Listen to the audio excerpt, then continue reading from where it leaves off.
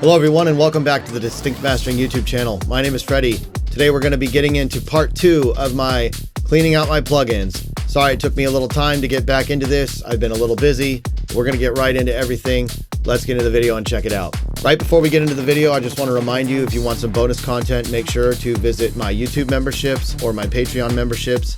I have 2 tiers and there's a bonus tier on the Patreon that gives you exclusive access to more bonus content, and eventually I'll be doing more behind the scenes stuff as we get more subscribers, so check that out.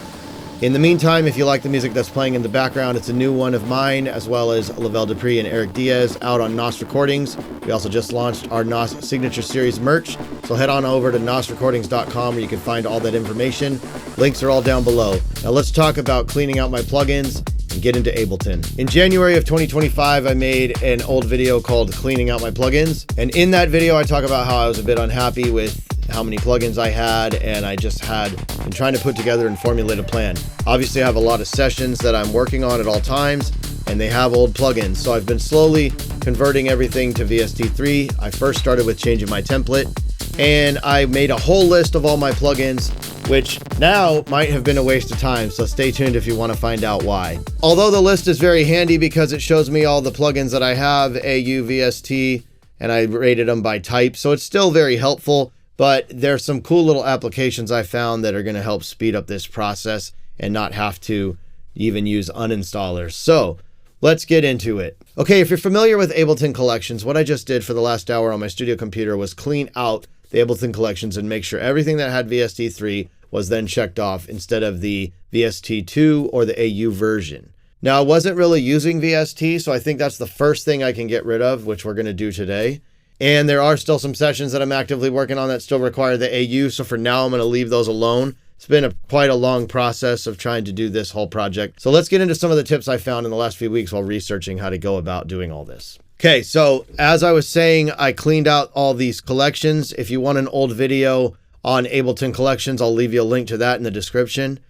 I did create a video on how I use collections and how you can use them too. Now, one other thing I plan on doing is going through my plugins and actually adding the tags by hitting the edit here. And I have a cool video on the new Ableton browser, so I'll leave you a link to that down below as well. We won't get into the specifics in this video. Today, we're going to be talking about how to clean up the plugins fast. So I found this plugin. I actually found 2 plugins. One of them is available through the App Store and it's $2.99, and it gives you a cool list similar to this.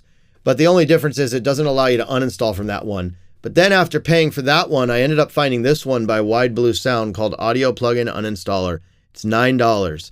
And what it allows you to do is basically load up all your plugins. Now there's 2 kinds. You have packages and you have plugins. So let's go ahead and get into the software and check it out. We're going to let it install the helper. And as you can see now, it's loading up all the plugins that I have.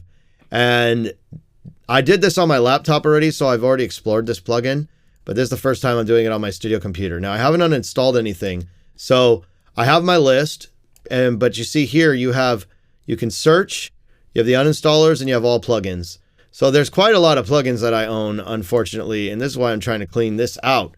Now, the packages, from reading the manual, what the packages are basically if the installer, when you installed the plugins, left package information on how it was installed, uninstalling the package will properly remove any files related to the plugin. So it will not just remove it from the plugin folders. So that's a benefit. You want to use the package if you can. But if you don't see the plugin you're looking for here, then you can use the all plugins and remove. Obviously, I've installed a lot of plugins where people have sent me stuff, you know, like all these Safari plugins, for example. They're quite a large bundle they sent me to review on this channel, and I've been so busy. I'm sorry, guys, at Safari plugins. I really apologize. I haven't got around to it, but I still have your emails in my inbox. It just starts to flood up my plugin list, though, when I'm working, and I feel like I need a change. So my next move to keep you all up to date, as I said I would keep you up to date on this project, is to go through today and remove the VSTs from the laptop and the studio computer, and then see if I have any problems. I'm going to take this in stages. And once I do that, I'm going to then go through and work a little bit more, see how the system is reacting. And then if I'm literally going to try to close out any active sessions, you know, any stuff that I'm currently working on. I'm just going to call it a break-even point. And anything else moving forward, I'm trying to have a cutoff date. So I'm trying to close all active sessions, close all active projects, and then start a fresh palette. So this is where I'm at with this project. If you guys have any questions, comments, or concerns, please leave them down in the comments below. If you're going through the same problems or going through the same thing, this plugin might be game-changing for you. I'd love to hear your story. Drop me a comment down below, and I'd love to see what you guys want to see from me. In the meantime, if you guys found this helpful, please consider following the channel and subscribing. The bell notifications will keep you up to date. And if you hit the like button and leave a comment, it helps the YouTube algorithm. I truly appreciate your support. If you like the music that's playing in the background, don't forget, it's a new one on our label NOS Recordings. You can get the links to that down below. Thanks once again for watching the Distinct Mastering YouTube channel. My name is Freddie, and I will catch you on the next one. Peace.